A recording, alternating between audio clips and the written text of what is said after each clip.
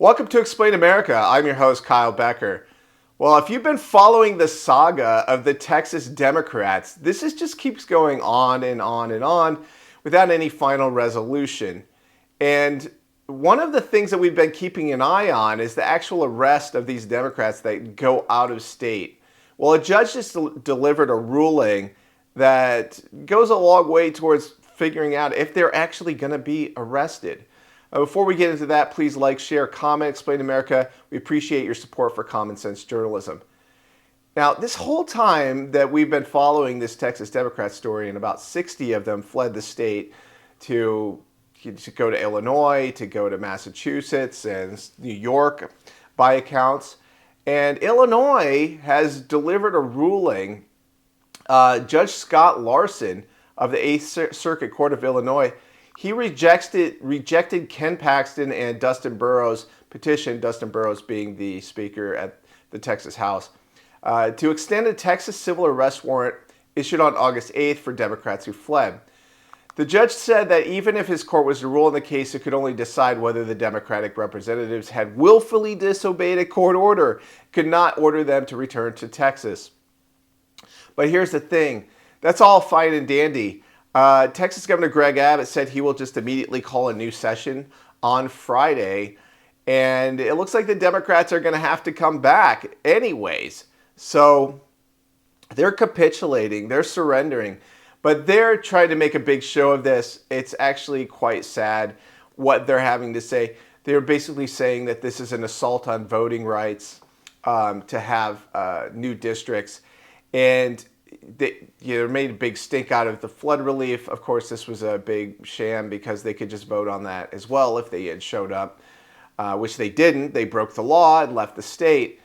So, Governor Greg Abbott, he was not counting on these Democrats to be arrested out of state, right? Obviously, when they're in Texas, they can be arrested and dragged to the session.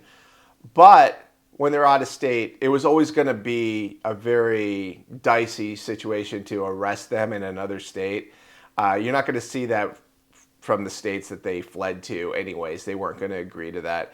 And to be fair to this judge, I don't think he had the jurisdiction in this case. So really, actually, they're going to have to just have the political solution rather than the legal solution, and Governor Greg Abbott is actually coercing them to come back. And one of the things that he did essentially was say that they are going to cut it up to 8 districts if they, that are Republican leaning, if they continue to try to play hardball. It's always been screwball, actually. And one of the things the Democrats did was they released a statement saying that they will come back if California gerrymanders their state even more than it's gerrymandered now. Here's an important thing to know about the Democrats' messaging on this. And that includes Gavin Newsom, and I'm not going to get into what he said, but he basically said the election is not going to be legitimate if the Republicans redistrict their states. The Democrats have been doing this for a long time. There are 9 states where Republican voters have between 32 and 48% of the vote, and they have exactly 0 representatives in Congress because they've gerrymandered their states so bad. There are also the big blue states, California, New York, New Jersey, Maryland.